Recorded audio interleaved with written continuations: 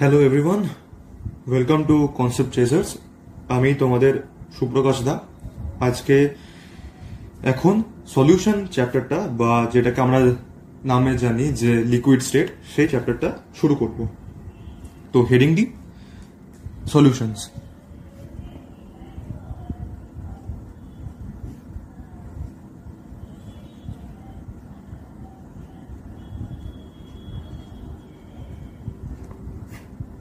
Solutions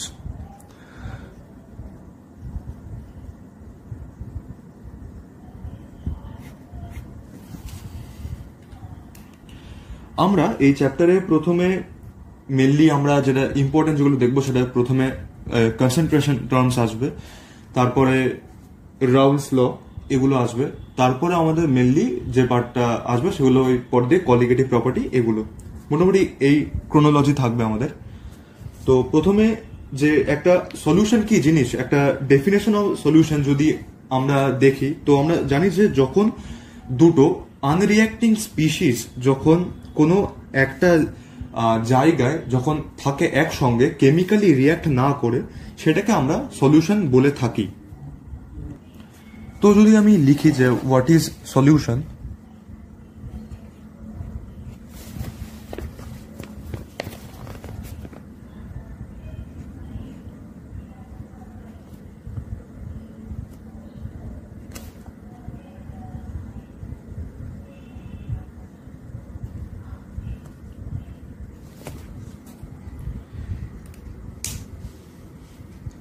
এটা হচ্ছে যে when two or more chemically non-reacting species are mixed together বা are present together,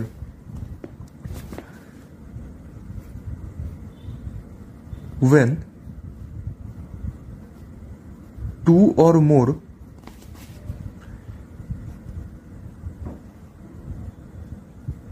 chemically non-reacting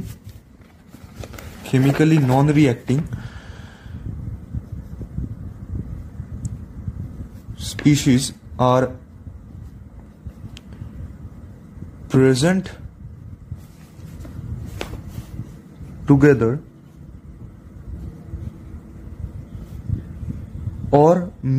together or mixed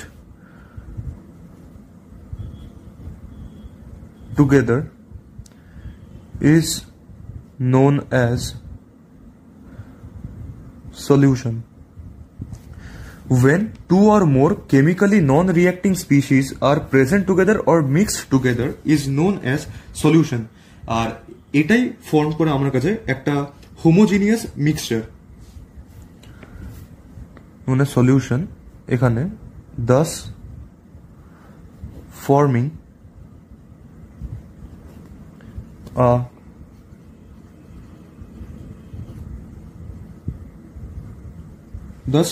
a homogeneous mixture. একটা homogeneous mixture form করে, সেটাকে আমরা solution বলে থাকবো। যেরকম আমাদের নুন জল, যেটা তো জল আর নুন এরা তো কেমিক্যালি নিজের মধ্যে রিয়াক্ট করে না, তো এইটা একটা সলিউশন হয়ে গেল। মানে যখন দুটো আনরিয়াক্টিং স্পিসিস একসঙ্গে যখন মিক্স করে আছে, তখন সেটাকে আমরা সলিউশন বলবো। জল আর কাদা যখন একসঙ্গে যখন থাকবে, এটা তো কেমিক্যালি রিয়াক্ট করবে না, তো এগুলো একটা সলিউশন। এইবার দেখবো বাইনারি সলিউশন। বাইনারি সলিউশন হচ্ছে সব থেকে সিম্পল কাইন্ড অফ সলিউশন। এখানে হচ্ছে শুধুমাত্র দুটো সাবস্টেন্স দিয়ে যখন একটা সলিউশন তৈরি হবে, সেটাকে আমরা বাইনারি সলিউশন বলবো।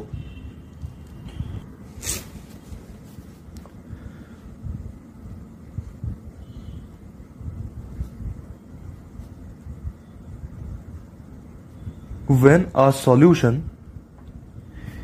is made of two chemical substances,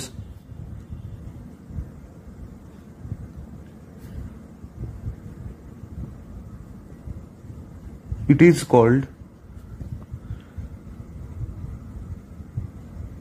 binary solution. when a solution is made of two chemical substances it is called binary solution. আর যখন দুটো যখন হচ্ছে তখন আমরা সেটাকে বাইনারি সলিউশন বলবো, যখন তিনটে থাকবে সেটাকে আমরা টার্নারি সলিউশন বলবো, যখন চারটে থাকবে তখন সেটাকে আমরা কোয়াটারনারি বলবো। এটা নর্মাল, এমন কিছু না।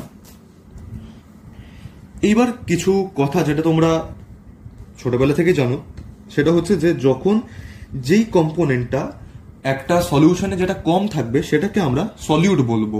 যেরকম নুন চিনির জলে বা শুধু নুন জলে নুনটা জলের থেকে কম থাকে, তো ওর জন্য নুনটাকে আমরা বলবো সলিউট, এবং যেটা পরিমাণে যেটা বেশি থাকে মানে জল, সেটাকে আমরা বলবো সলভেন্ট। তো এটাকে যদি একটা লিখি,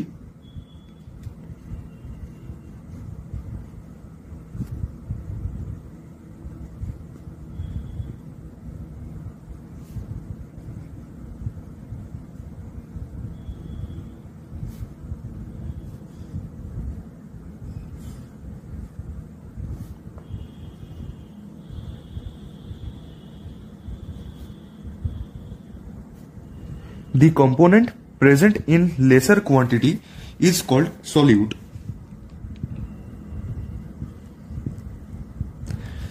যেটা কম অ্যামাউন্টে রয়েছে, লেসার কোয়ান্টিটি বা লেসার অ্যামাউন্টে যেটা রয়েছে সেটাকে আমরা সলিউট বলে থাকি। একটা সলিউশনের মধ্যে যেটা কমে রয়েছে, যেটা কম, সেটাকে আমরা সলিউট বলে থাকি। Similarly the component present in higher quantity is called solvent. আরেকটা কথা যে ফিজিক্যাল স্টেট যেটা হবে, ফিজিক্যাল স্টেট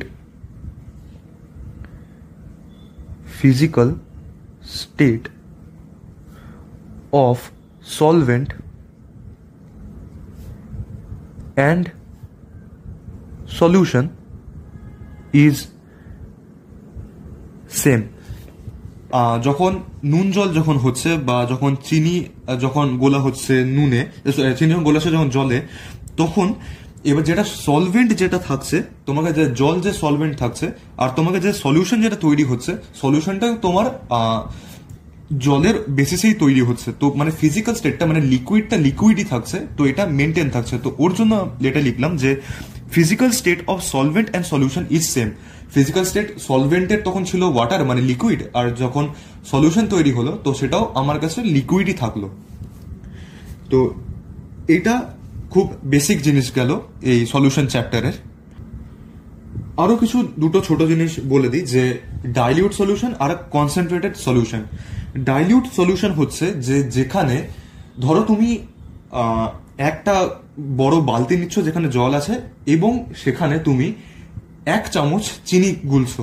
তো অত বড় বালতি, সেখানে 1 চামচ চিনি, তো তুমি যদি তুমি দেখো তো তুমি গোটা বালতি জলে তুমি কোথাও তুমি ওই কি বলে নোনতা ভাবটা বা ওই যদি চিনি গুলো তাহলে মিষ্টি ভাবটা তুমি গোটা বালতির মতো কোথাও পাবে না। কারণ যে তুমি সলিউটটা যেটা মেশাচ্ছ জলে, সেটা পরিমাণ খুবই কম সলভেন্টের তুলনায়। তো এটা একটা ডাইলিউট সলিউশন। এবং কনসেন্ট্রেটেড সলিউশনটা ঠিক উল্টো। ধরো তুমি একটা গ্লাস নিচ্ছ এবং সেখানে তুমি চামচের পর চামচ তুমি চিনি তুমি গুলেই যাচ্ছ, একটা স্টেজের পর আসবে যেখানে চিনি আর গুলবে না, তো সেটা হয়ে যাচ্ছে একটা কনসেন্ট্রেটেড সলিউশন। যেখানে চিনির মাত্রা বা মিষ্টতা সেটা অনেকটা বেশি হয়ে যাচ্ছে সলভেন্টের থেকে, সেটা হচ্ছে কনসেন্ট্রেটেড সলিউশন। তাহলে যদি লিখি ডাইলিউট সলিউশন,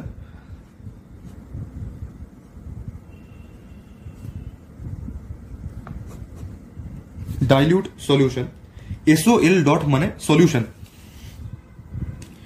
ডাইলিউট সলিউশন যদি আমি লিখি,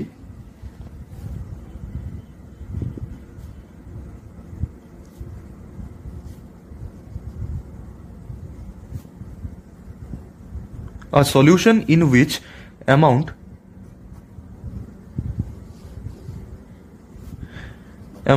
of solute is very less than amount of solvent। মানে এখানে আমার solute is very very less than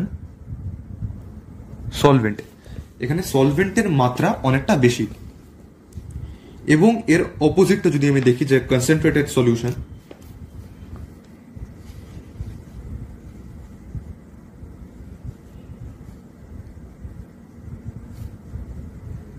concentrated solution এইটা হচ্ছে যেখানে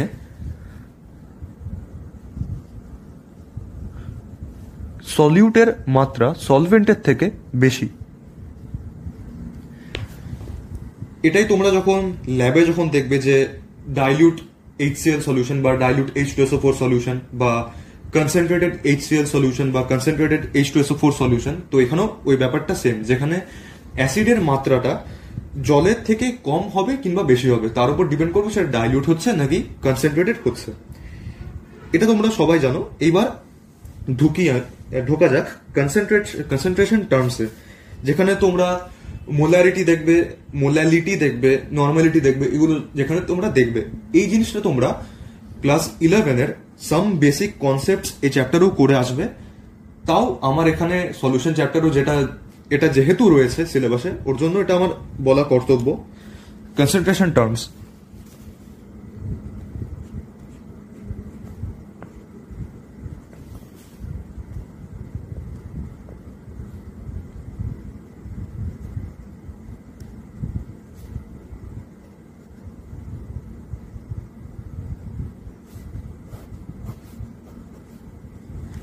concentration terms.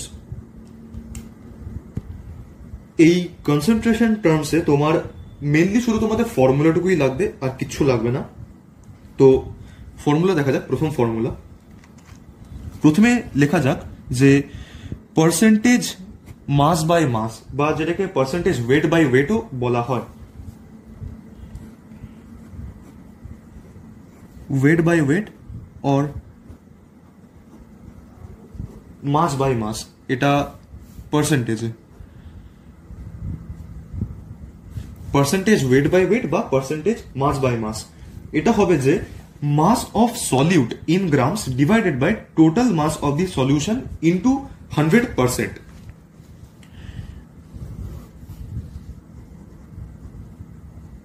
Mass of solute, mass of solute in gram divided by total mass of the solution into 100%. Mass of solute in grams divided by total mass of the solution into 100, এটাও গ্রামসেই হবে, এটাও গ্রামসে। এটা গেল percentage weight by weight, বা যেটাকে আমরা এটা বলে থাকবো যে পার্সেন্টেজ মাস বাই মাস। আগে আমি তোমাদেরকে সব এই কনসেন্ট্রেশন টার্মসের সব ফর্মুলাগুলো আগে লিখে দেবো, তারপর এই নিয়ে কোয়েশ্চেন হবে আমাদের। পরেরটা দেখবো যে percentage weight by volume. Weight by volume percentage, এটা যাবে mass of solute divided by volume of solution into 100। Mass of solute divided by volume of solution into 100%। Mass of solute divided by volume of solution into 100%। এটা তোমরা এই যে টার্মগুলো যে লিখছি যে wait by volume বা মাস বাই ভলিউম, এটা দিয়েও তোমরা এটা ইজিলি ডিরাইভ করতে পারো। শুধু তোমাদেরকে এটা মাথায় রাখতে হবে যে এই মাস অফ সলিউট বলছি নাকি মাস অফ সলিউশন বলছি, শুধু এইটুকু মাথায় রাখতে হবে। এটা যেরকম ছিল যে মাস বাই মাস, তো এটা উপরে চলে গেল যে মাস অফ সলিউট ওপরে by total mass of solution. এটা আমার কাছে চলে এলো যে মাস অফ সলিউট ওপরে by volume of solution. Generally আমাদের সলিউশন যেটা থাকবে, সলিউশনের মাস বলো বা ভলিউম বলো, সেটা জেনারেলি আমার নিচে আসবে বা সেটা ডিনোমিনেটরে আসবে, আর যখন সলিউট বলছি সেটা আমার নিউমারেটরে যাবে, সেটা উপরে যাবে। এরপরে নাম্বার 3, এটা আসবে আমার পার্সেন্টেজ ভলিউম বাই ভলিউম। এটা যাবে volume of solute by volume of solution into 100। Volume of solute by volume of solution into 100%. Volume of solute by volume of solution into 100%. এইবার নাম্বার 4 এ আসবে আমার এগুলো হলো এবার মোলারিটি।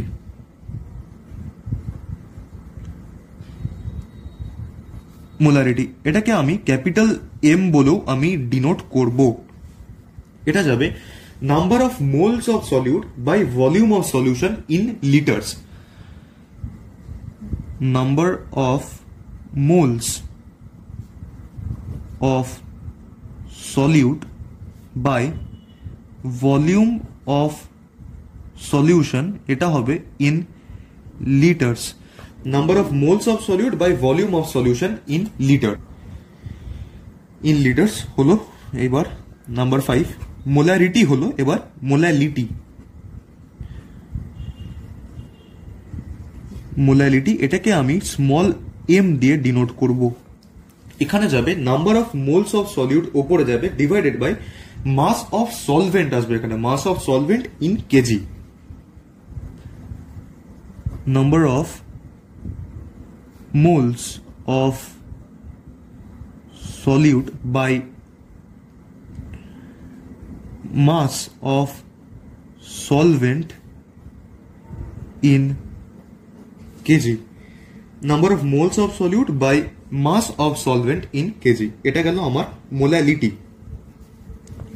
তারপরে নাম্বার 6 তে আসবে আমার নরমালিটি।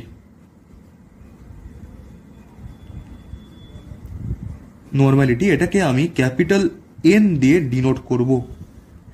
এটা আমার কাছে আসবে number of gram equivalents of solute. Number of gram equivalents of solute, number of gram equivalence of solute divided by volume of solution in liter. Volume of solution in liters. Number of gram equivalence of solute divided by volume of solution in liters.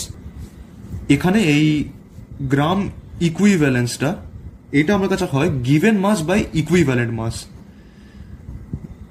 Given mass by equivalent mass. আর number of মোলসটা তোমরা জানো যেটা আমার কাছে হয় given mass by molecular mass. Given mass by molecular mass. Given mass by molecular mass. এবার দেখবো নাম্বার 7 মোল ফ্র্যাকশন।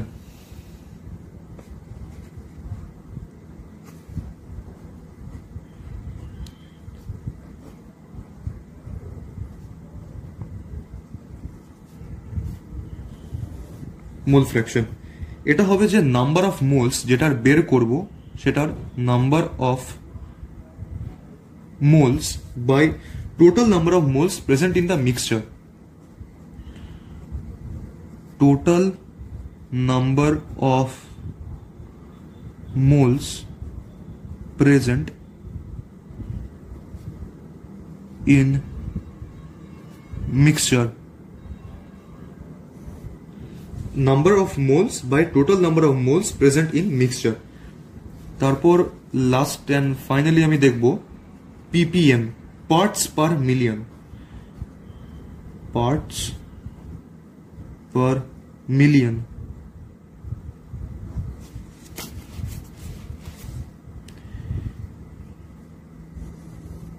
এটা যাবে আমার কাছে mass of solute by total mass of solution into 10 to the power 6।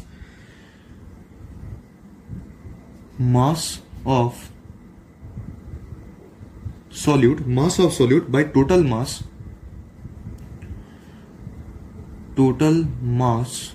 of solution into 10 to the power 6। mass of solute by total mass of solution into 10 to the power 6। এইবার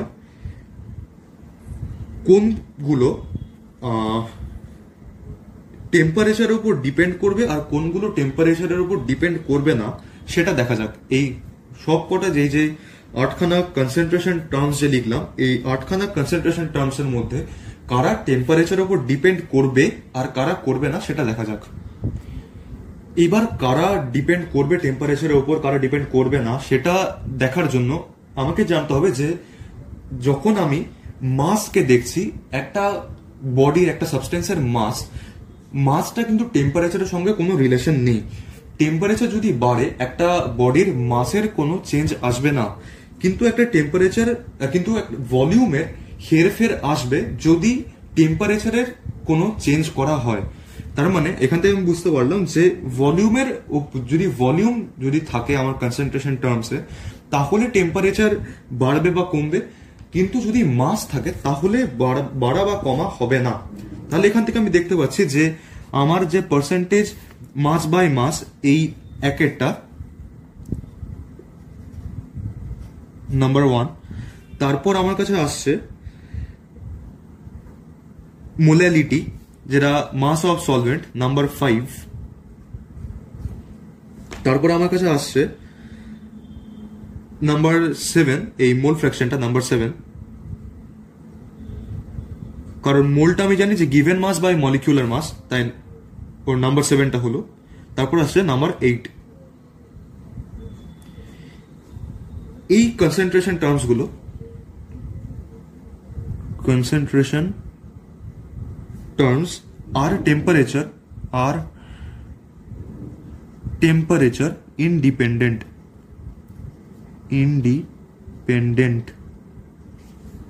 are temperature independent as mass does not depend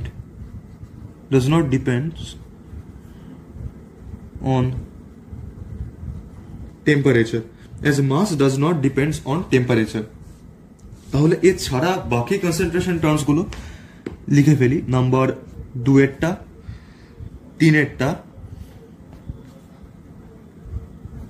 4 এরটা আর 6 এরটা, এই concentration terms R temperature dependent.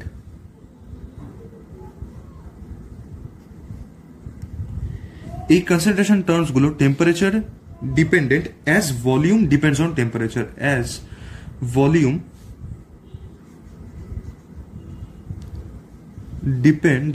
On temperature, যেহেতু volume টেম্পারেচারের উপর depend করে, ওর জন্য এই concentration terms গুলো টেম্পারেচারের উপর depend করবে আর বাকিগুলো করবে না, কারণ বাকিগুলোতে কোনো ভলিউম টার্ম নেই, সেগুলোতে মাসের টার্ম রয়েছে, আর মাস আমরা জানি যে টেম্পারেচারের উপর ডিপেন্ড করে না। সেদিক থেকে আমাদের ভলিউম ডিপেন্ড করে। আমরা যদি পিভি ইকুয়ালস টু এনআরটি যদি আমরা ফর্মুলা দেখি, সেখান থেকে আমরা দেখতে পাবো যে যদি পি এদিকে যদি কনস্ট্যান্ট হয়ে যায় লেফট হ্যান্ড সাইডে, আর রাইট হ্যান্ড সাইডে যদি এন আরও যদি কনস্ট্যান্ট হয়ে যায়, তো তাহলে V is directly proportional to temperature. তো সেখান থেকে আমরা বলতে পারি যে ভলিউম টেম্পারেচারের উপর ডিপেন্ড করে, কিন্তু মাস টেম্পারেচারের উপর ডিপেন্ড করবে না। আশা করি এতে বুঝতে কোনো অসুবিধা নেই। এবং এই যে 8খানা ফর্মুলা, এগুলোই তোমার মেন কনসেন্ট্রেশন টার্মস এর ফর্মুলা। এইখান দিয়ে এটা খুবই একটা ভালো টপিক, যেখান থেকে কোশ্চেন আসে, তোমার বোর্ডসেও আসবে, তোমার যে কোনো রকম কম্পিটিটিভ পরীক্ষাতেও আসবে। তো এটা একটা ভালোই ইম্পর্টেন্ট টপিক। এটাকে তোমরা সাম বেসিক কনসেপ্টস এর আন্ডারও তোমরা ফেলতে পারো, বা এটা সলিউশন আন্ডারও এগুলো পড়বে। তো এবার এই পার্টটা থেকে একটা কোশ্চেন করা যাক।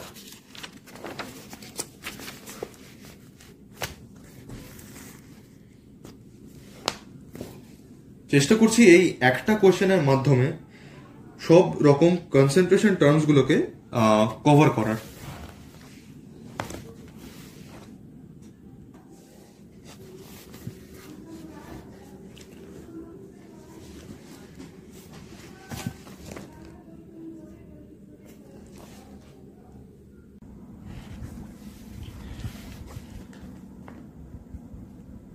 Four gram of NaOH is dissolved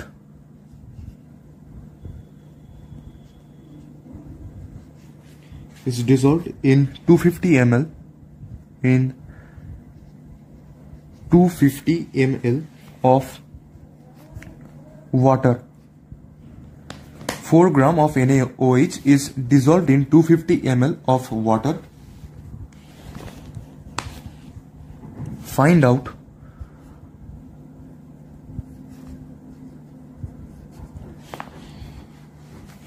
number 1, percentage weight by weight. Number 2, percentage weight by volume. Number 3, molarity. Number 4, normality.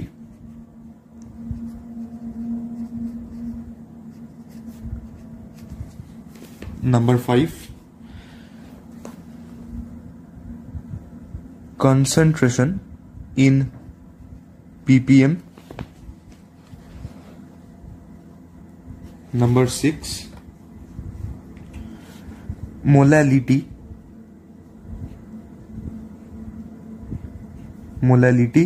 Number 7, mole fraction.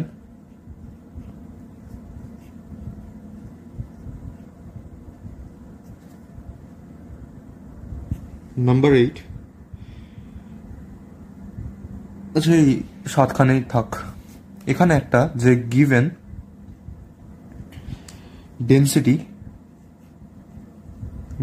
Density of water H2O is equals to 1 gram per cc. 1 gram per cc. এই একটা question দিয়েই সবগুলো cover করার চেষ্টা করছি। যে আমাকে বলে দিয়েছে যে 4 gram of NaOH is dissolved in 250 ml of water.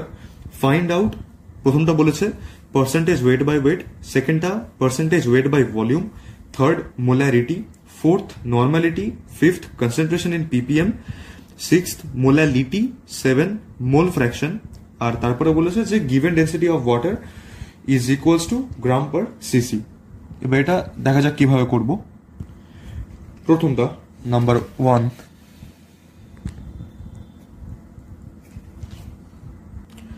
percentage weight by weight. আমরা পার্সেন্টেজ ওয়েট বাই ওয়েট বা পার্সেন্টেজ মাস বাই মাস এটার ফর্মুলা আমরা জানি যে আগের পেজে যেটা আমি লিখলাম যে mass of solute divided by total mass of solution into 100। তো আমার কাছে এখানে মাস অফ সলিউট যেটা আমি গ্রামে পুট করবো সেটা আমাকে কোয়েশ্চেনে দিয়ে দিয়েছে 4 গ্রামস অফ NaOH। তো উপরে 4 হবে আর নিচে total mass of the solution. Total mass মানে আমার কাছে একটা সলিউশন যেটা তৈরি হচ্ছে সেটা হচ্ছে সলিউশনের মাসটা যদি আমি বলি তো সলিউশনের যে মাসটা হবে সেটা সলিউটের মাস তার সঙ্গে সলভেন্টের মাসের যোগফলটাই আমার কাছে হবে যে সলিউশনের মাস। তো সলিউটের মাস 4 কোয়েশ্চেনে দিয়েছে আর সলভেন্টের মাস 250 250 ইন্টু 100%। তো এটা আমার কাছে যা আসবে সেটাই অ্যান্সার হবে। এটা আমি আর ভেঙে করে দেখছি না, তো এটাই যা আসবে সেটাই আমার অ্যান্সার হবে। Option 2, percentage weight by volume. তো ওয়েট বাই ওয়েট ছিল, এটা ওয়েট বাই ভলিউম। তো সেকেন্ড কোয়েশ্চেনটা আমাকে বলেছে যে সেকেন্ড পার্টটা বলেছে পার্সেন্টেজ ওয়েট বাই ভলিউম। তো পার্সেন্টেজ ওয়েট বাই ভলিউমের যেটা আমরা ফর্মুলা জানি যে mass of solute divided by total মানে volume of the solution into 100। তো এখানে ভলিউম অফ দি সলিউশন আমি জানি না, আমি এখানে ভলিউম অফ সলভেন্টটা জানি। তো এখানে যদি আমাকে লিখতে হয় তো মাস অফ সলিউট যেটা আমি জানি যে 4 গ্রাম, তো এখানে 4 divided by volume of solution বের করার জন্য আমি এবার জানি যে density is equals to mass by volume, সেই ফর্মুলা আমি জানি। তো সেটা আমি লিখছি D is equals to mass by volume. তো এবার আমাকে ডেন্সিটি অফ ওয়াটার দিয়ে দিয়েছে 1 গ্রাম পার সিসি। তো এখানে ডেন্সিটি আমি 1 পুট করলাম, মাসটা এম আর নিচে এটা 250। তো আমার কাছে মাসটা চলে এলো 250 গ্রামস।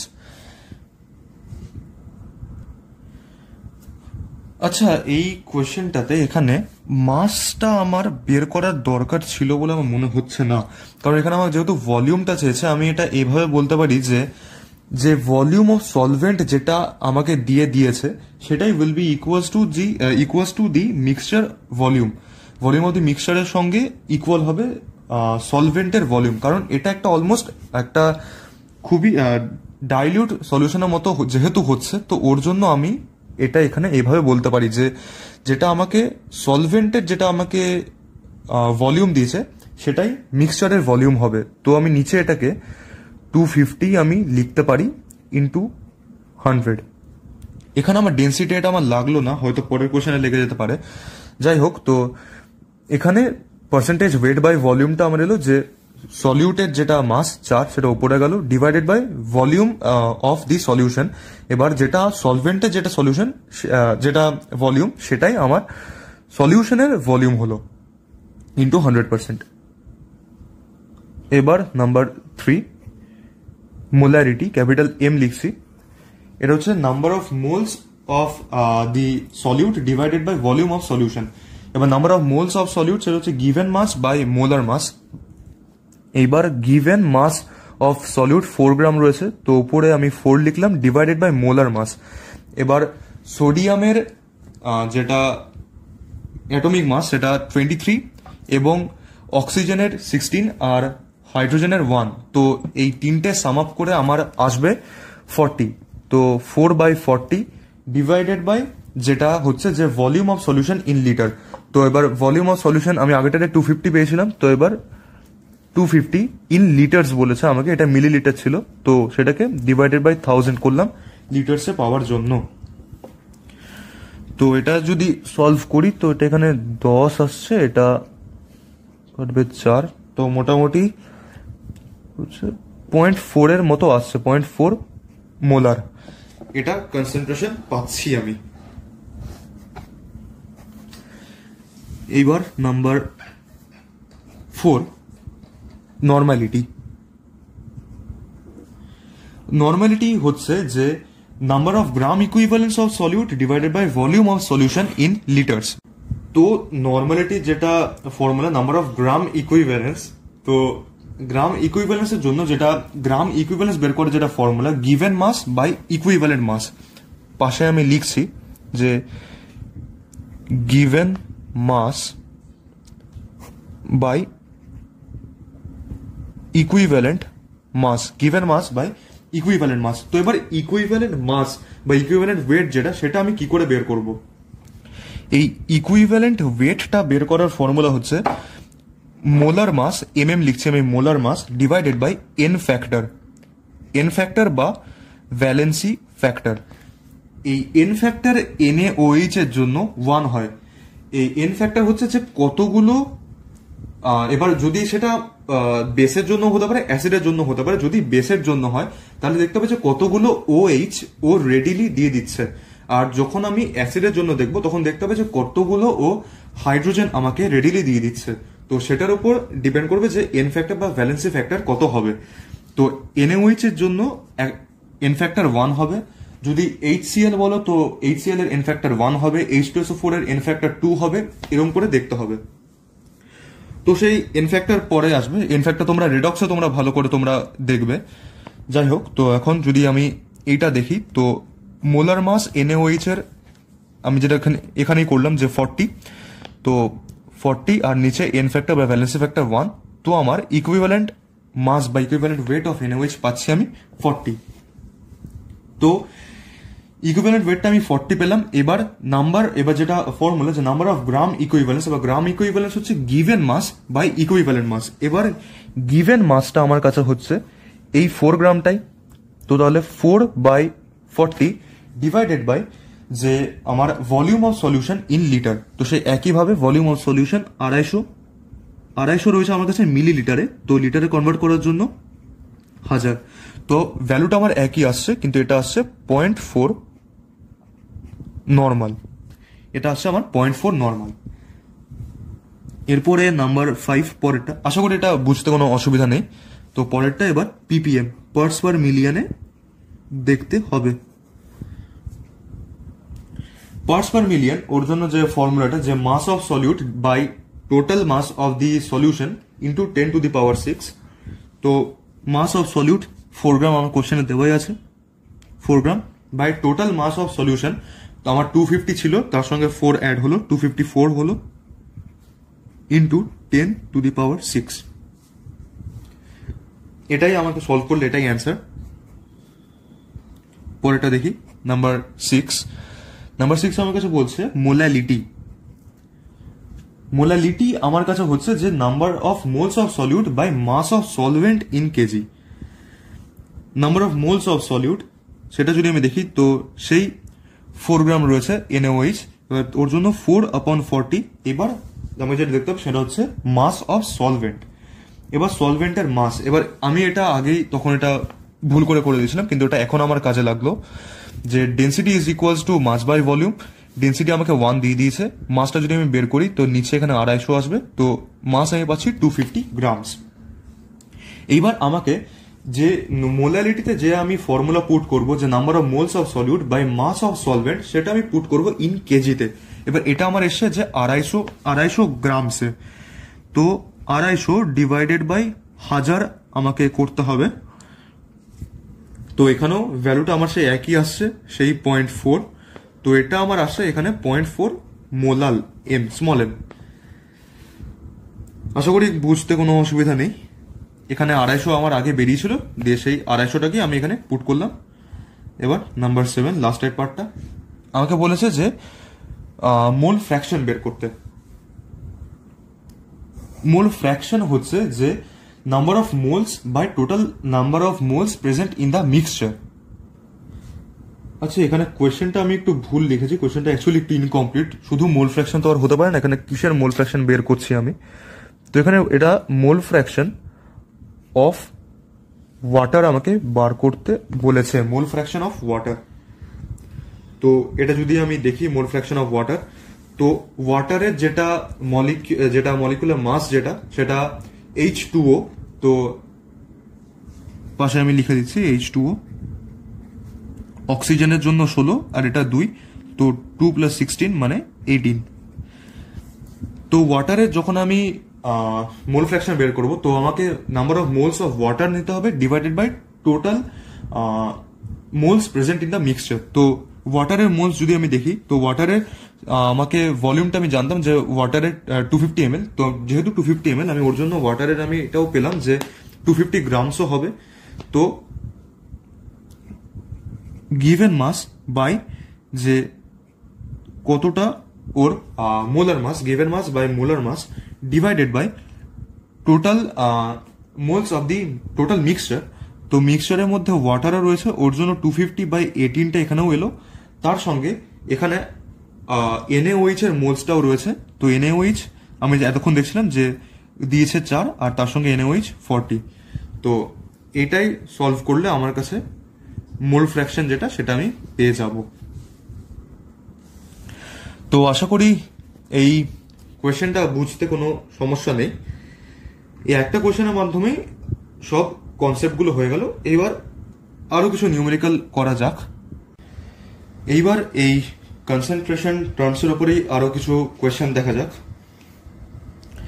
আচ্ছা, এই বরং কোয়েশ্চেন করানোর আগে আর দুটো জরুরি কথা বলে দিই, যে নর্মালিটির সঙ্গে মোলারিটির কি রিলেশন। সেটা হচ্ছে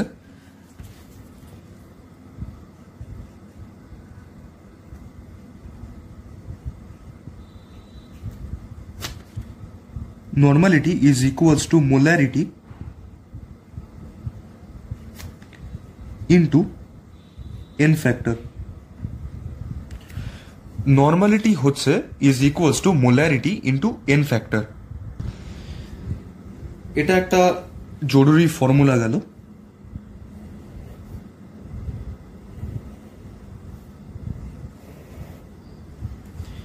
এরপরে দেখব যে H2O2, যেটাকে আমরা হাইড্রোজেন পারঅক্সাইড বলে থাকি, সেটার volume strength of H2O2, volume strength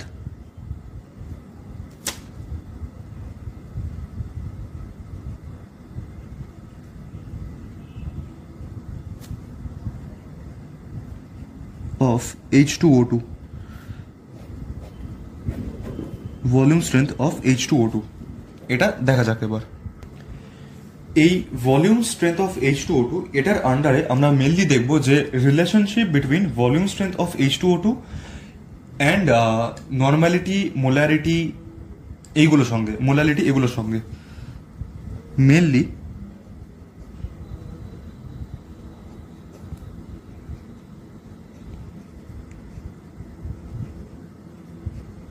relationship between volume strength of H2O2 and normality or molarity বা or বলতে পারে যে percentage weight by volume etcetera, এরকম দেখব যে relationship between volume strength of H2O2, normality, molarity এবং এবং তার সঙ্গে আর বাকি কনসেন্ট্রেশন টার্মসগুলোর সঙ্গে রিলেশন। তো এইবার যদি এখানে আমরা H2O2 এটাকে যদি আমরা ডিসোসিয়েট করাই, তো দেখি সেটা H2O2 এইটা ডিসোসিয়েট হচ্ছে H2O তে প্লাস O2, অক্সিজেনটা আমার কাছে গ্যাস, H2O আর O2। এইখানে যদি তোমরা এবার দেখো যে ব্যালেন্সিংটা, তো এখানে অক্সিজেনটা ব্যালেন্সড নেই, হাইড্রোজেনটা ব্যালেন্সড হয়ে আছে।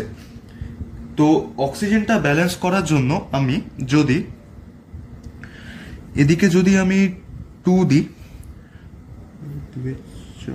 তাহলে এদিকেও যদি আমি 2 দিই, তো তাহলে দেখো যে ব্যালেন্সড হয়ে যাচ্ছে। এদিকেও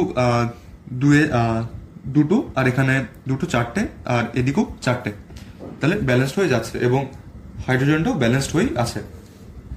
তো তাহলে এই ইকুয়েশনটা থেকে এটাকে আমি এরকম ভাবে বলতে পারি যে আমার 2 মোল H2O2 দরকার, 2 মোল H2O2 needed to produce 1 mole oxygen. আমার 2 মোল H2O2 দরকার 1 মোল অক্সিজেন প্রডিউস করার জন্য। আশা করি এটা যেটা লিখেছি সেটা সবাই বুঝতে পেরেছো। এইবার আমি এখানে একটা অ্যাজাম্পশন নিই যে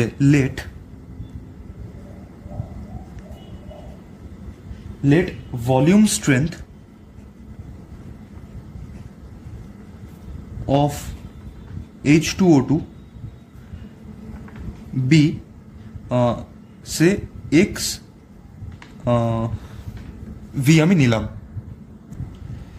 এটা শুধু x নি। তো তাহলে ভলিউম স্ট্রেংথ যদি এটা হয়, তার মানে আমি বলতে পারি যে it means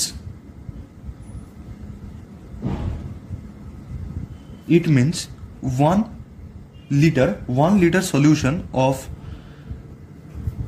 H2O2, 1 liter solution of H2O2 can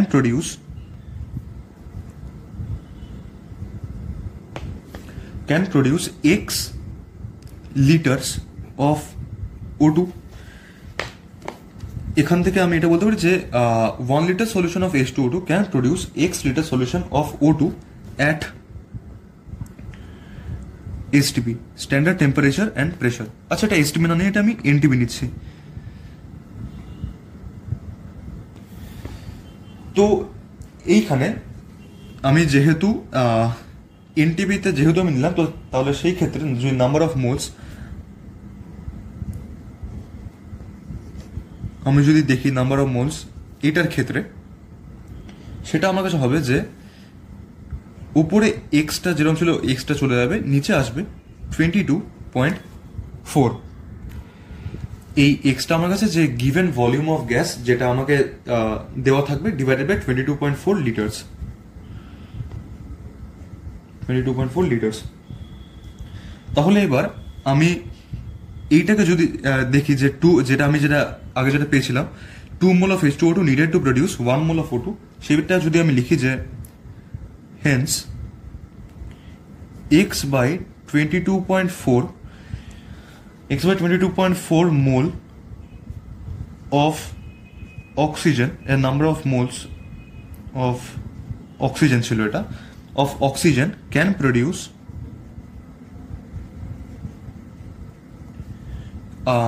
can be produced লিখতে হবে যে এইটা তৈরি হচ্ছে কত মোল H2O2 থেকে, আমি সেটা লিখতে চাইছি যে x by 22.4 mole of oxygen can be produced from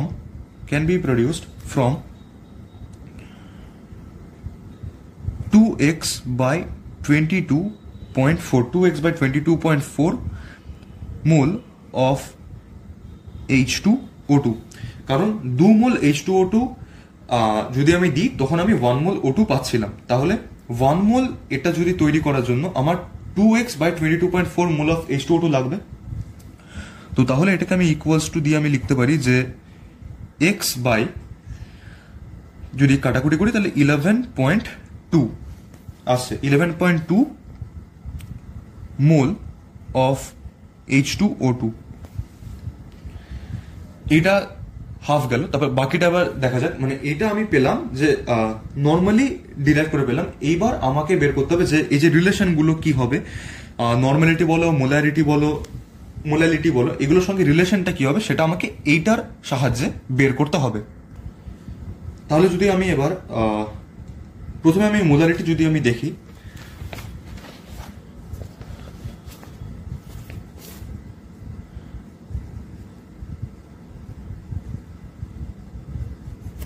molarity, এই মোলারিটি আমার কাছে আসবে x বাই 11.2, যেটা আমি আগের পেজে পেলাম।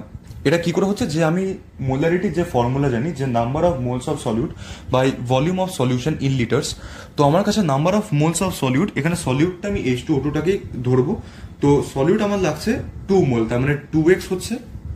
তো উপরে যেটা আমার ফর্মুলা হয় যে উপরে আসবে number of moles of solute by volume of solution in litres, তো মোলস অফ সলিউট আমার কাছে ছিল 2x এবং নিচে আমার কাছে ছিল 22.4, তো সেটাই ইকুয়ালস টু হয়ে আমার কাছে এইটা আসছে।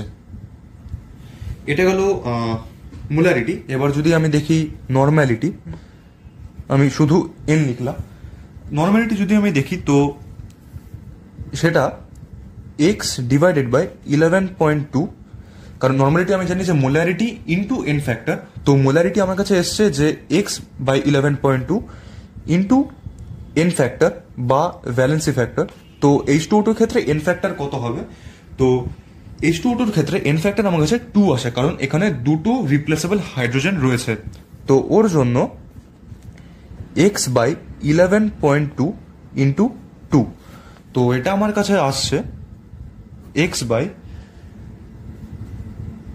5.6 এর মতো আসছে, মোটামুটি 5.6। এটা আমার কাছে এলো নর্মালিটি। এরপর যদি আমি পার্সেন্টেজ ওয়েট বাই ভলিউম যদি আমি দেখি,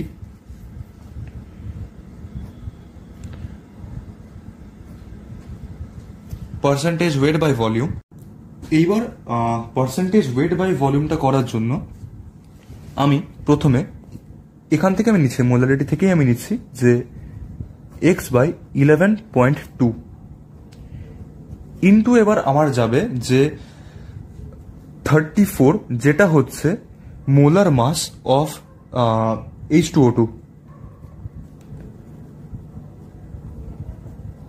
molar mass of H2O2।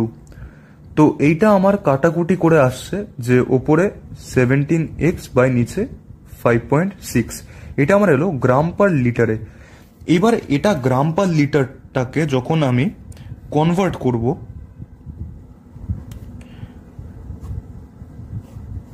Percentage weight by ভলিউমে, এটা আমার কাছে চলে আসবে x বাই 5.6, যেটা আমার ছিল সেটাকে আমি ওইভাবে রাখবো যে x বাই 5.6 ইন্টু 17 বাই 10।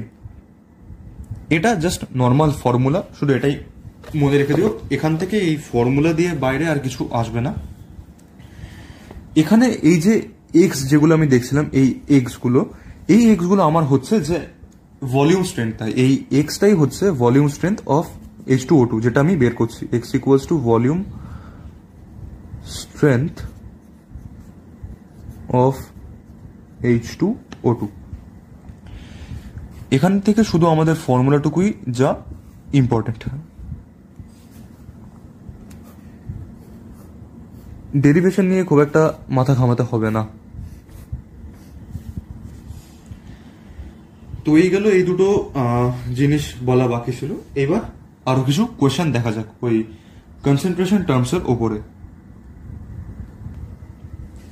প্রথমে একটা সোজা কোয়েশ্চেন দিয়ে শুরু করি।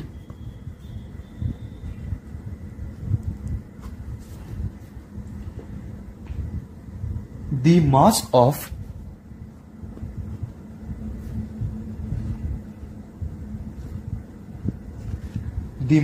of pure NaOH, the mass of pure NaOH required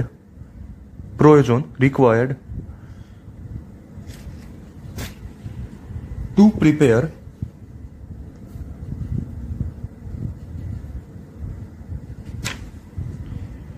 250 centimeter cube of 0.1 normal solution is কত হবে? The mass of pure NaOH required to prepare 250 centimeter cube of 0.1 normal solution is কত হবে সেটা আমাকে বের করতে বলেছে। তো এবার নর্মালিটি যে ফর্মুলা আমি জানি যে number of gram equivalence divided by volume of solution in liter, তো সেটা একবার লিখে নিই।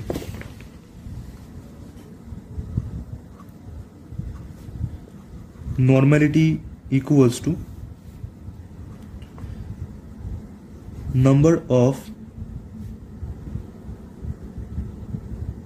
গ্রাম equivalence by volume of solution in লিটার্সে হবে ইউনিটটা। এইবার এই নাম্বার অফ গ্রাম ইকুইভ্যালেন্স মানে আবার আমি জানি যে গিভেন মাস বাই ইকুইভ্যালেন্ট মাস। আমি নাম্বার অফ গ্রাম ইকুইভ্যালেন্সের ফর্মুলা জানি যে given mass by equivalent mass, এবং এই ইকুইভ্যালেন্ট মাসের ফর্মুলা আমি আবার জানি যে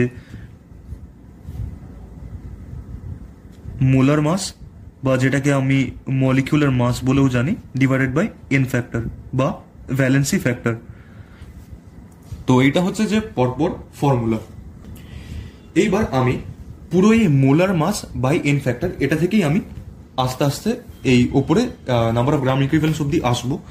তো যদি আমি NaOH এর জন্য যদি বের করি NaOH এর মোলার মাস, যেরকম আমি আগেও কোশ্চেনটাতে আমি দেখিয়েছিলাম যে NaOH এর মোলার মাস হচ্ছে মানে হচ্ছে molar mass of NaOH is equals to 40, আর এন ফ্যাক্টর অফ NaOH এটা হচ্ছে 1। কেন 1 সেটাও আমি আগে বলেছি যে একটাই রিপ্লেসেবল OH রয়েছে, ওর জন্য 1। ওর জন্য এখানে molar mass by N factor যদি হয় তো তাহলে আমার কাছে ইকুইভ্যালেন্ট মাসটাও আমার কাছে আসছে 40/1 মানে 40। এবার গিভেন মাস আমাকে এবার কোশ্চেনে বলেছে দি মাস অফ পিওর NaOH রিকোয়ার্ড, আমাকে এই গিভেন মাসটাই বের করতে হবে। তো নাম্বার অফ গ্রাম ইকুইভ্যালেন্স এটাকে যদি আমি ডাইরেক্টলি এবার যদি লিখি যে দেয়ারফর এন, আচ্ছা আমাকে এন এর ভ্যালুটা বলে দিচ্ছে যে 0.1 নর্মাল, তো আমি এখানে ডাইরেক্টলি ভ্যালুটা পুট করব 0.1 ইজ ইকুয়ালস টু গিভেন মাস, এটাকে আমি W নিলাম বাই যেটা আমার কাছে ইকুইভ্যালেন্ট মাস বা ইকুইভ্যালেন্ট ওয়েট আমি পেয়েছি 40, আমি নিচে এখানে 40 লিখলাম। এইবার খুব ভালো করে দেখো যে আমরা জানি যে সেন্টিমিটার কিউবে যদি ইউনিট থাকে, সেন্টিমিটার কিউবে ইউনিট থাকা মানে হচ্ছে এটা আমাকে মিলিলিটারেই দিয়ে দিয়েছে। তার মানে আমাকে এটা ডাইরেক্টলি দেয়নি, ইনডাইরেক্টলি দিয়ে দিয়েছে যে 250 মিলিলিটার। তো তাহলে এখানে ফর্মুলা অনুযায়ী যে ভলিউম অফ সলিউশন ইন লিটারে আমাকে পুট করতে হবে। তো আমি 250 ডিভাইডেড বাই 1000 করব, তাহলে এটা আমার লিটারে হয়ে যাবে। তো এখান থেকে আমার ডাব্লিউ কত আসছে দেখি।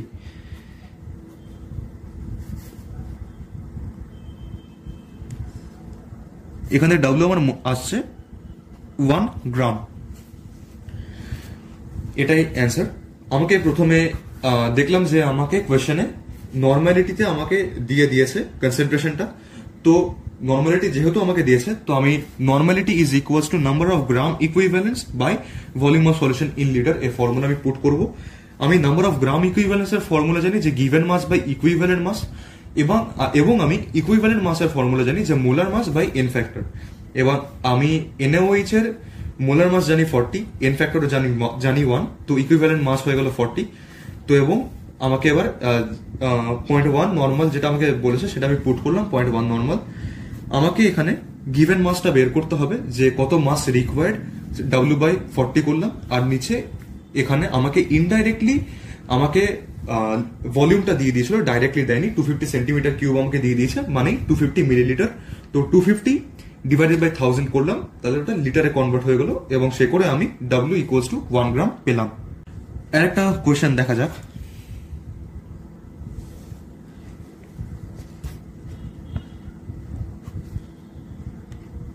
To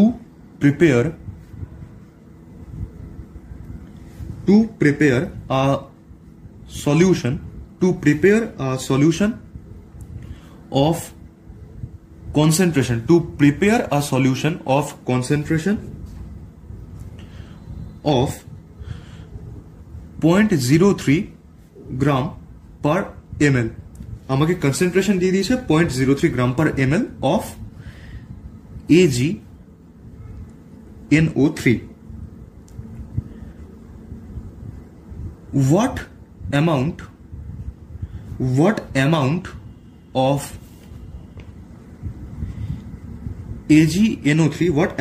AgNO3 should be added in 60 ml of solution? To prepare a solution of concentration of 0.03 gram per ml of AgNO3, what amount of AgNO3 should be added in 60 ml of solution? তো আমি যেরকম normally বলে থাকি যে তোমরা নিজেরা পারলে এটা চেষ্টা করো, যদি না হয় তখন আমি কিভাবে করছি সেটা দেখবে। এইখানে যদি তুমি কনসেন্ট্রেশনের ইউনিটটা তুমি খুব ভালো করে দেখো, এটা আমার রয়েছে গ্রাম পার ml A.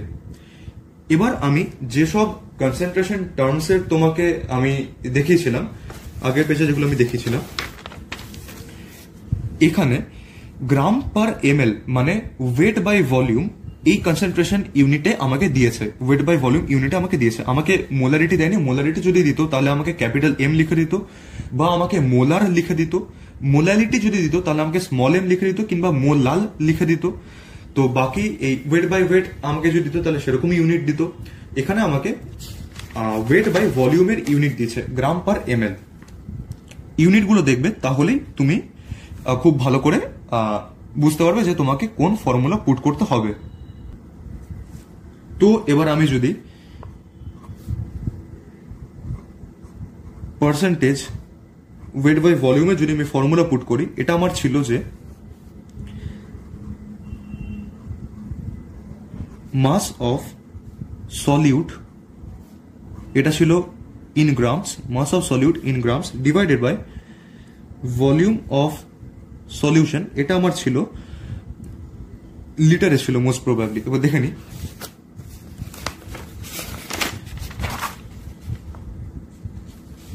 Volume of solution লিটারেই হয়তো হবে, বা এটা আমি যেহেতু কোশ্চেন আমাকে মিলিলিটার দিয়েছে, আমি এটাকে মিলিলিটার ধরছি আপাতত, ইন্টু 100%। আমি ইউনিটটাকে মিলিলিটারেই রাখলাম, তার কারণ আমাকে এখানে এটাও মিলিলিটার দিয়েছে, এটাও আমাকে মিলিলিটারই দিয়েছে, ওর জন্য এটাকে আমি মিলিলিটারে রাখলাম। তো এবার দেখা যাক, তাহলে আমার অ্যান্সার এখানে গ্রামেই চলে আসবে, এই মিলিলিটার গুলো কেটে যাবে, আমার অ্যান্সার গ্রামে চলে আসবে। তাই এটাকে আমি ইউনিট চেঞ্জ করলাম না, লিটার করলাম না। তো আমাকে ওয়েট বাই ভলিউম এইটা আমাকে দিয়ে দিয়েছে 0.03। তো আমি লিখি এখানে 0.03 is equals to mass of solute in grams, এটাই আমাকে বের করতে হবে। আমি এটাকে মাস অফ সলিউট আমি স্মল এম ধরলাম, ডিভাইডেড বাই নিচে এখানে 60 আমাকে দিয়েছে, AgNO3 সেটা আমি 60 লিখলাম। তো এইটা আমার আসছে এম, আচ্ছা এখানে 100 ছিল, 100টা ভুলে গেছিলাম দিতে, তাহলে আমার আসছে যে 3, এখানে ওপরে 3টা রইলো, 6টা নিচ থেকে উপরে গেল, নিচে এখানে 10 একটা ছিল, তো আমার আসছে মোটামুটি 1.8 এর মতো অ্যান্সার আসছে, 1.8 গ্রামস। আশা করি এটা বুঝতে কোনো অসুবিধা নেই। আর এটা তো আমার গেল যে পুরোপুরি একটা ফর্মুলা দিয়ে অ্যাপ্রোচ। এবার একটা প্রসেস দেখায়, এইটা আমি করব, সেকেন্ড প্রসেসটা আমি করব, এখানে কোনো ফর্মুলা পুট করব না, আমি ইউনিটারি মেথড দিয়ে আমি এটা করার চেষ্টা করব। এই ইউনিটারি মেথড দিয়ে করার জন্য আমি প্রথমে এখানে কনসেন্ট্রেশনটা আমি দেখব। কনসেন্ট্রেশন আমার রয়েছে 0.03 গ্রাম পার মোল, আমি এটাকে আগে লিখলাম এখানে 0.03 গ্রাম পার মোল বলছি, সরি, গ্রাম পার ml। এইটার যেটা লিখেছি যে 0.03 গ্রাম পার ml, এটার যদি আমি মানেটা দেখি, এটার মিনিং, এটার মানে কি,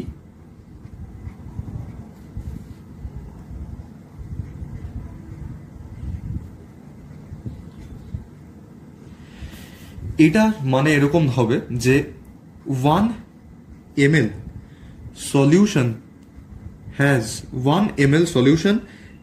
0.03 grams of solute। এখানে যে আমাকে কনসেন্ট্রেশন দিয়ে দিয়েছে 0.03 গ্রাম পার ml, এইটার মানে হচ্ছে 1 ml solution has 0.03 gram per ml solute। তাহলে আমি এখান থেকে বলতে পারবো যে আমাকে এখানে দিতে তাহলে 60 ml এর ক্ষেত্রে কত হবে, তাহলে আমি এটা এভাবে লিখতে পারবো যে 60 ml solution has 0.03 into 60, মানে এটা অ্যাকচুয়ালি 0.03 ডিভাইডেড বাই 1 into 60, তো তাহলে এটাও আমার কাছে দেখবে আসছে 1.8 গ্রামস। আমার মতে এই প্রসেসটা একটা ইজি প্রসেস, এটাতে তোমাকে কোনো ফর্মুলা মনে রাখতেও হবে না, তুমি নর্মালি ইউনিটারি মেথড দিয়ে তুমি এটা করতে পারো। তোমাকে যেখানে যা কনসেন্ট্রেশন দিয়ে দিয়েছে সেটার মানেটা কি দাঁড়াচ্ছে সেটা তুমি লিখলে, যে এখানে 0.03 গ্রাম পার ml দিয়েছে, পার ml মানে 1 ml এ কত হবে, তো আমি ওটা ওইভাবে লিখলাম যে 1 ml solution has 0.03 grams of solute. তো তাহলে আমাকে 60 ml এর জন্য বার করতে বলেছে, তাহলে 60 ml solution has 0.03 into 60 grams, তার মানে 1.8 গ্রামস। আশা করি এটা বুঝতে কোনো অসুবিধা হয়নি, এই দুটো প্রসেসই বুঝতে পেরেছ। এইবার তাহলে পরের কোয়েশ্চেন দেখা যাক।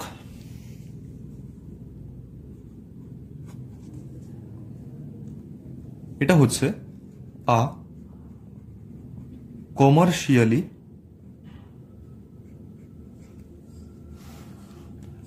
commercially sold concentrated HCl is 35% HCl by mass if the density of this commercially, if the density of this commercially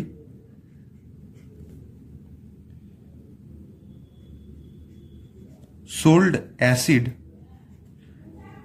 is 1.46 gram per ml, the molarity of this solution is কত হবে? এটা একটা numerical type question.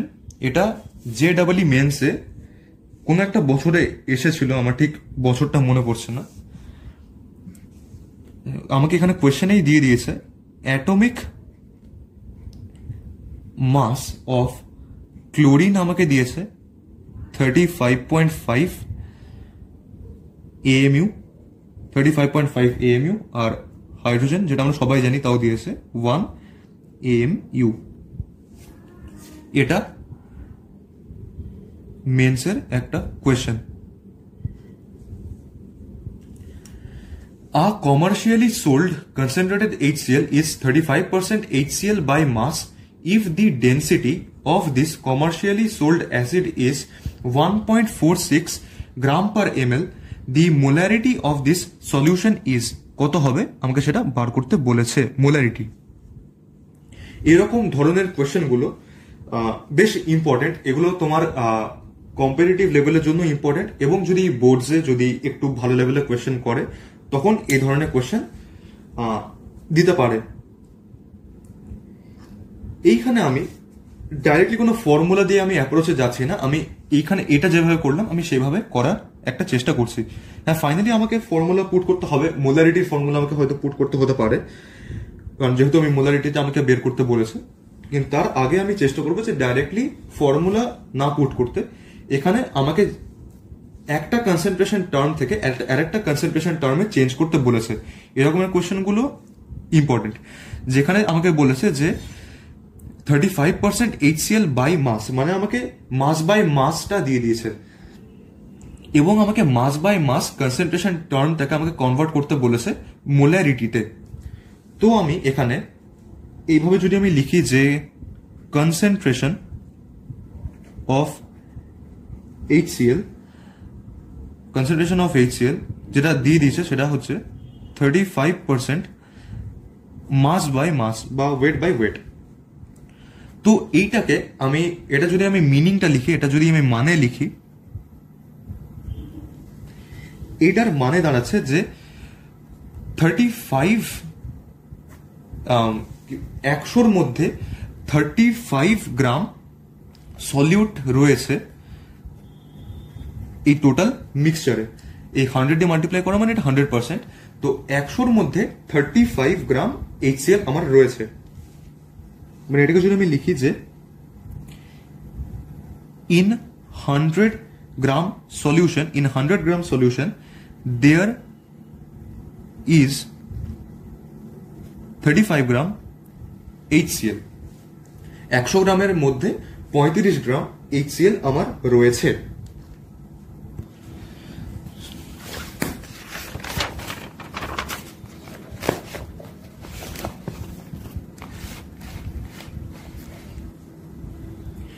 এইবার আমাকে কোয়েশ্চেনের density দিয়ে দিয়েছিল, খুব যদি ভুল না বলি 1.46 ছিল, 1.46 গ্রাম পার ml। তো আমি যদি এখানে লিখি যে ডেন্সিটি, আমাকে যেটা কোয়েশ্চেনে দিয়ে দিয়েছে 1.46 গ্রাম পার ml। তার মানে এটার মানেও আমি এভাবে লিখতে পারি যে 1 ml per ml মানে 1 ml। তাহলে আমি বলতে পারি যে 1 ml of solution mass, 1 ml সলিউশনের মাস হচ্ছে 1.46 গ্রাম। ডেন্সিটি 1.46 গ্রাম পার ml মানে 1 ml সলিউশনের মাস হচ্ছে 1.46 গ্রাম। এবার আমি আবার এখানে ইউনিটারি মেথড লাগাবো, তো লাগাই দেখি। 1.46 gram of solution, 1.46 gram of solution এটার ভলিউম হচ্ছে 1 ml, যেটা আমি এখানে দেখতে পাচ্ছি, এটাকে আমি উল্টিয়ে লিখলাম এই লাইনটা। তো তাহলে 1 গ্রাম অফ সলিউশন এটা হবে 1/1.46 ml, কোনো অসুবিধা নেই। তো তাহলে আমি যদি আবার ধরি যে 100 গ্রাম, কারণ আমার অল ওভার সলিউশনটা আমি এখানে ধরেছি 100 গ্রামই ছিল, কারণ 100 গ্রামের মধ্যে 35 গ্রাম HCl আমি পেয়েছি, তো ওর জন্য আমি এখানে 100 গ্রাম নিলাম। 100 গ্রাম অফ সলিউশন এটা হচ্ছে 1/1.46 ইন্টু 100। এটাকে আমি এখন কাটাকুটি করলাম না, এটাকে আমি এইভাবে রেখে দিলাম। তো এবার ফাইনালি আমাকে মোলারিটি বের করতে বলেছে। তো molarity capital M is equals to, আমি জানি যে number of moles of solute divided by volume of solution in litres. তো মোলস অফ সলিউট আমার কাছে HCl। তো আমাকে এখানে ক্লোরিনের আমাকে মাসটা দিয়ে দিয়েছিল 35.5 আর হাইড্রোজেনের 1। তো তাহলে HCl এর মোলার মাস হচ্ছে 36.5। এবং আমি কোয়েশ্চেনে যেটা আমি পেয়েছিলাম যে 35% HCl বাই মাস, তার মানে 35 গ্রাম যে HCl পেয়েছিলাম, তো ওর জন্য আমাকে এখানে গিভেন মাসটাও দিয়ে দিয়েছে 35। তো আমি নাম্বার অফ মোলসটা আমি বের করে নিতে পারি যে given mass by molar mass. তো given mass 35 by molar mass আমি পেলাম 36.5 ডিভাইডেড বাই এটা 100/1.46, 100/1.46, এটা আমার ছিল মিলিলিটারে, এটা ডিভাইডেড বাই 1000 করলে এটা আমার আসবে লিটারে। তো মানে ক্যালকুলেশনটা একটু বড়, তো এটা আমি ডাইরেক্ট ক্যালকুলেটারে আমি করে দেখি যে কিরকম অ্যান্সার আসছে।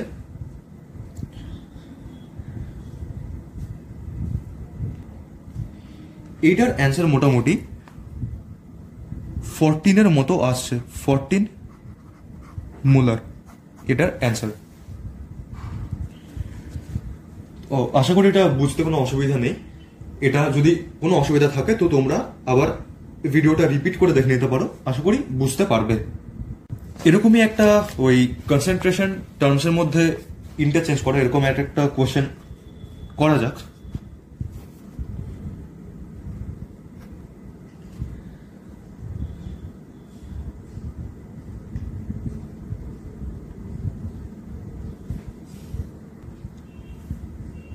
না, এটা ওই কনসেন্ট্রেশন টার্মসের মধ্যে ইন্টারচেঞ্জ না, কিন্তু এটা একটা ভালো কোশ্চেন, করা যাক এটা। concentration of aqueous solution of sulfuric acid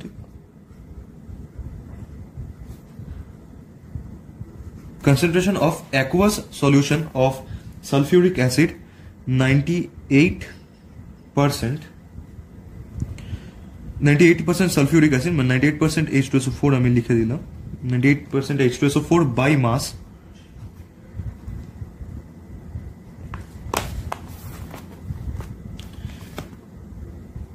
and has a density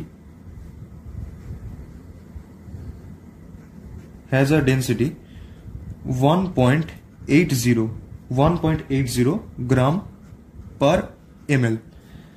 আমাকে বলেছে যে ভলিউম অফ অ্যাসিড রিকোয়ার্ড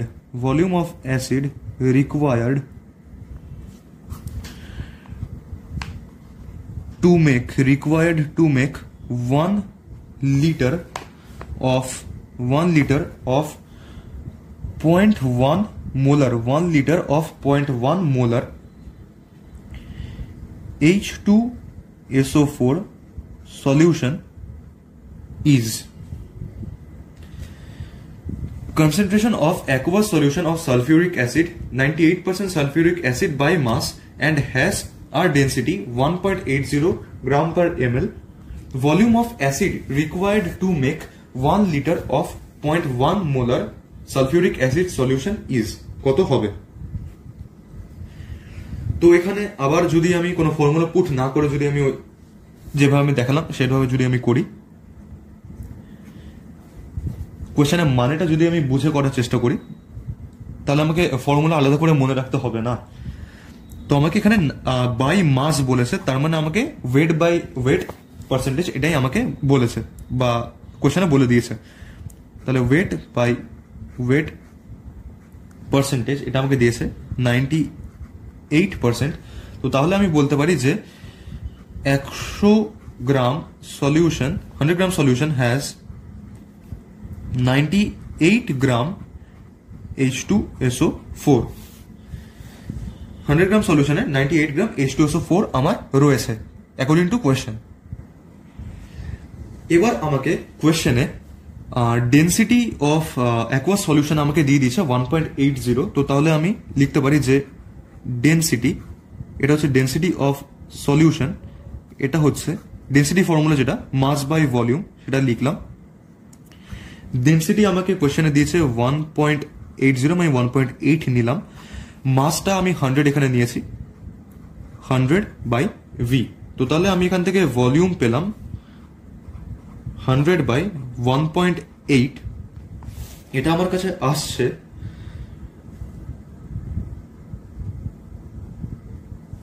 55.55 এর মতো, 55.55 ml। এইবার আমরা ল অফ ডাইলিউশন, যেটা আমরা ক্লাস 11 রেডক্সে পড়ি, সেটা আশা করি তোমরা জানো। তো আমি এখানে লিখে দিচ্ছি ল অফ ডাইলিউশনটা, এটা আমার এই কোয়েশ্চেনে আমাকে ওটা দিয়ে করতে হবে। ল অফ ডাইলিউশনটা হচ্ছে N1V1 is equals to N2V2। Law of dilution, এই normality into volume N1V1 is equals to N2V2। এইবার নর্মালিটি মানে আমি জানি মোলারিটি ইন্টু এন ফ্যাক্টর। তো লিখি সেটা, তাহলে সেক্ষেত্রে আমি লিখতে হবে M1 ইন্টু স্মল এন মানে এন ফ্যাক্টর ইন্টু V1, আর এদিকে M2 into small N into V2। এবার আমার যেহেতু সালফিউরিক অ্যাসিডই রয়েছে, তো ওর জন্য দুদিকে যে এন ফ্যাক্টর যেটা থাকবে, এন ফ্যাক্টর সালফিউরিক অ্যাসিডের জন্য 2 হয়। তো যেহেতু সালফিউরিক অ্যাসিডই রয়েছে, তো ওর জন্য দুদিকের এন ফ্যাক্টর দুটো কেটে যাবে, দুদিকেই 2, তাহলে দুদিকেই ক্যান্সেল আউট হয়ে গেল। তো আমার শুধু রইল M1V1 is equals two M2V2। এইবার আমার কাছে এখানে মোলারিটি দেওয়া নেই, আমাকে সেকেন্ড সলিউশনের জন্য 0.1 মোলার দিয়ে দিয়েছে, কিন্তু প্রথমটার জন্য আমার দেওয়া নেই। তো তাহলে প্রথমটার জন্য বের করে নিই, এই সাইডেই বের করি। মোলারিটি M, এটা হচ্ছে যে number of moles of solute by volume of solution in litres. তো এখানে যদি নাম্বার অফ মোলসটা দেখি,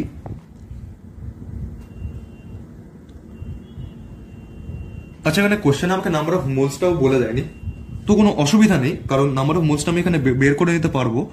তো আমি যদি n লিখি নাম্বার অফ মোলসটা, তো তাহলে আমার 98 আমি পেয়েছি H2SO4, এবং H2SO4 এর মাসটা, মোলার মাসটা, সেটাও 98ই হয়। তো 98/98 মানে নাম্বার অফ মোলস 1। তো এটাকে আমি উপরে আমি 1 লিখলাম। এবং তারপরে ভলিউম অফ সলিউশন, এখানে ভলিউমটা আমি পেয়েছি 55.55। তো 55.55 ডিভাইডেড বাই 1000।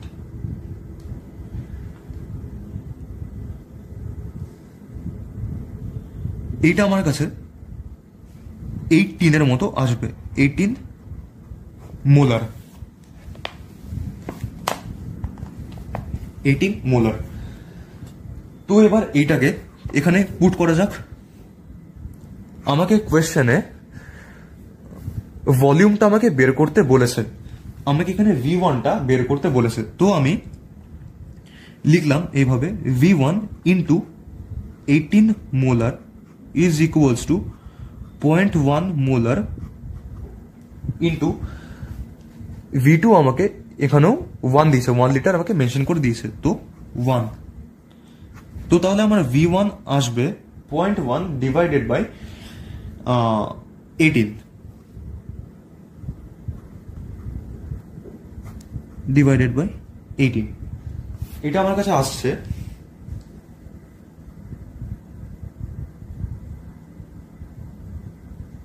5.55 ml, এটাই আমার কাছে জানতে চেয়েছে।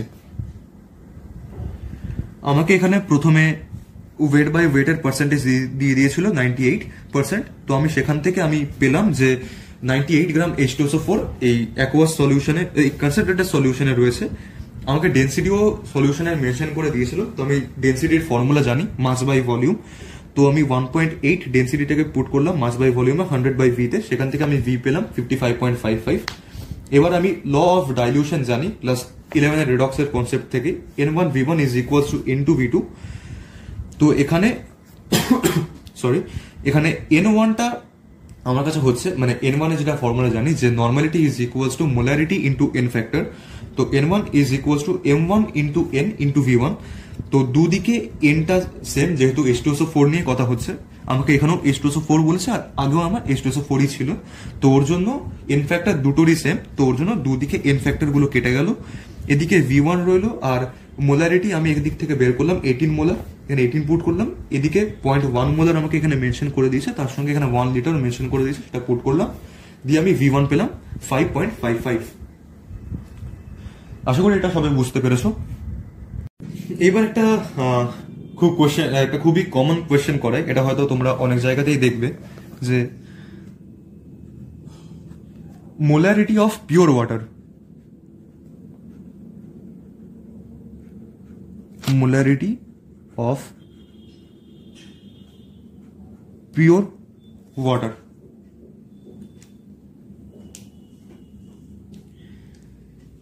তো আমাকে মোলারিটি বের করতে বলেছে। তো মোলারিটি মানে আমি জানি যে মোলারিটির যেটা ইউনিট হয় সেটা আসে মোলস পার লিটারে, মোলস পার লিটারে এর ইউনিট আসে। তো সেই ক্ষেত্রে আমি এটা বলতে পারি যে number of moles of water সেটা হবে 1000, কারণ এই মোলস পার লিটার, এ পার লিটারটা মানে আমি বলতে পারি যে 1000 গ্রামসে। তো 1000 ডিভাইডেড বাই 18, তো তাহলে এটা আমার কাছে আসে 55.55। তো মোলারিটি যদি বের করতে হয় M ইজ ইকুয়ালস টু, তাহলে আমি পুট করব উপরে 55.55 ডিভাইডেড বাই নিচে 1 লিটার, ওর জন্য 1। তো আমার অ্যান্সার চলে এলো 55.55, বা অনেক জায়গায় এটাকে তোমরা এরকম পাবে যে 55.56। এই দুটোর মধ্যে যে কোনো একটা অ্যান্সার। এটা খুবই একটা কমন টাইপের কোয়েশ্চেন। এবার একটা টপিক করে দিই, তারপরে এই আজকের মতো ক্লাসটা শেষ হবে। সলিউবিলিটি। সলিউবিলিটি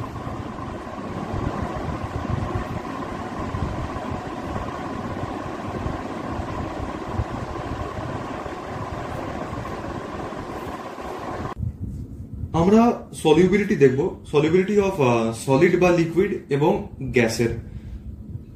আর সলিউবিলিটি এটা ডিপেন্ড করে টেম্পারেচার আর প্রেসারের উপর। সেটা লিখি যে সলিউবিলিটি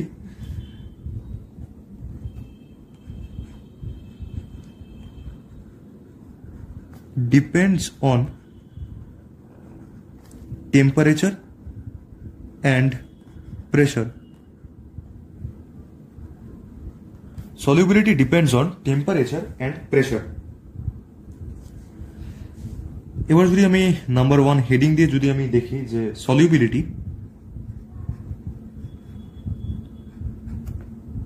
solubility of solids বা of liquids, solubility of solids or liquids in a liquid, solubility of solids or liquids in a liquid, সেটা কি হবে?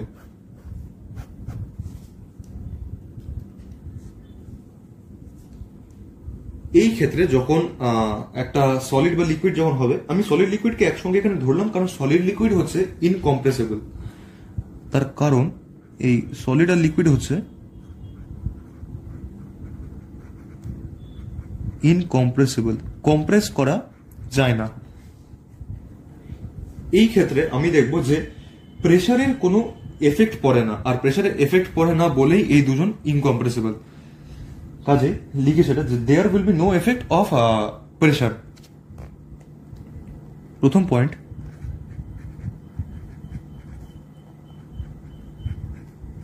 there will be no effect of pressure, therefore a incompressible. There will be no effect of pressure, therefore incompressible. এবার যদি ওই টেম্পারেচারের কন্ডিশনটা যদি দেখি, এটা এইভাবে বলি যে একটা সলিউট প্লাস সলভেন্ট মিলে যখন একটা সলিউশন তৈরি হচ্ছে, সলিউট প্লাস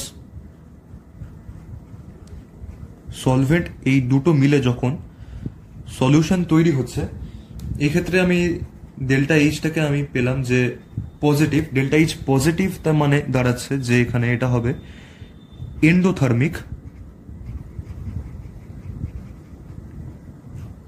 এন্ডোথার্মিক।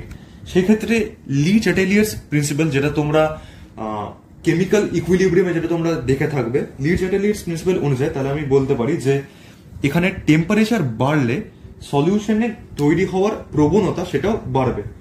মানে টেম্পারেচার বাড়লে দি condition will be favourable for solution formation. Temperature বাড়লে সলিউশন formation increases. Temperature বাড়লে solution formation বেড়ে যায়, according to Lee Chateliers principle.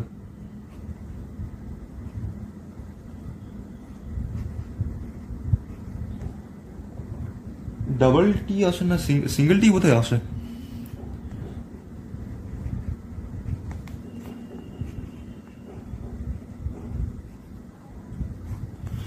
According to Le Chatelier's principal.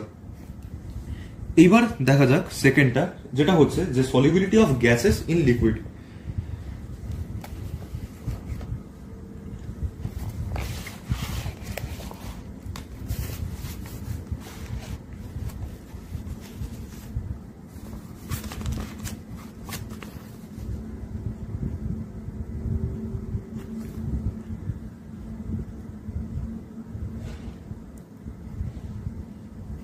Solubility of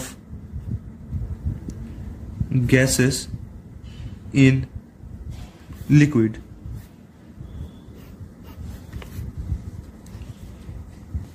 এইটা হচ্ছে শুধু দুটোই কন্ডিশন, যে দুটো তোমরা মনে রাখবে, সেটা হচ্ছে প্রেসার যদি বাড়ে তো সলিউবিলিটি বাড়বে, টেম্পারেচার যদি বাড়ে তো সলিউবিলিটি কমবে। এখানে প্রেসার যদি বাড়ে তো সলিউবিলিটি বাড়বে,